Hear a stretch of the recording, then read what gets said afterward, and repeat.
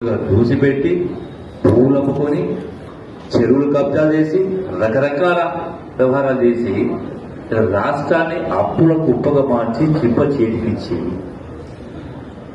మళ్ళీ తగుదనమంటూ వాళ్ళే ఇలా కాంగ్రెస్ పార్టీ పైన ఆరోపణలు చేసే కదా ఏం చేసిండ్రా మీరు మాట్లాడతాము. ఎక్కడ పోయింది మీరు ఇచ్చిన హామీలు? ఎక్కడ పోయింది 2,500 రూపాయల పెన్షన్?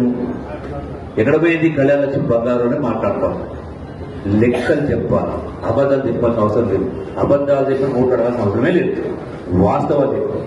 సంవత్సరానికి 75,000 కోట్లు అంటే సపోజ్ ఒకవేళ మీరు అంత ధనిక రాష్ట్రం మీకు అప్పచెప్తే ఈ 10 సంవత్సరాల పాలలో ఇన్ని లక్షల కోట్లు అంత లక్షల కోట్ల ఆదాయం వచ్చి లక్షల కోట్ల రూపాయలు అప్పు చేసి కూడా మీరు చెప్పిన వాగ్దానాలు ఏమి నెరవేర్చేది? అది డబుల్ బెడ్రూమ్ ఇల్లు అయినా, నిరుద్యోగ వృత్తి అయినా, దళితులకు 3 ఎకరాల భూమి అయినా ఎక్కడ కూడా జరగదు, చేయలేదు. ఇంత ఆదాయం వచ్చి 1 లక్షల కోట్లు అప్పు చేసి మళ్ళీ మీరేమంటున్నారు?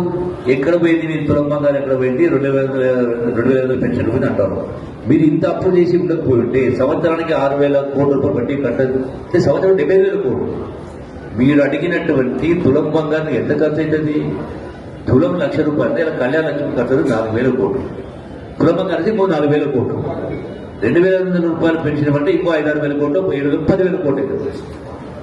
అంటే ఇటువంటి మీరు అడిగిన చెప్పిన ప్రతి ఒక్కటి కూడా అమలు చేయాలంటే మొత్తం ఖర్చు అయ్యేది 25,000 కోట్లు కాదు. కానీ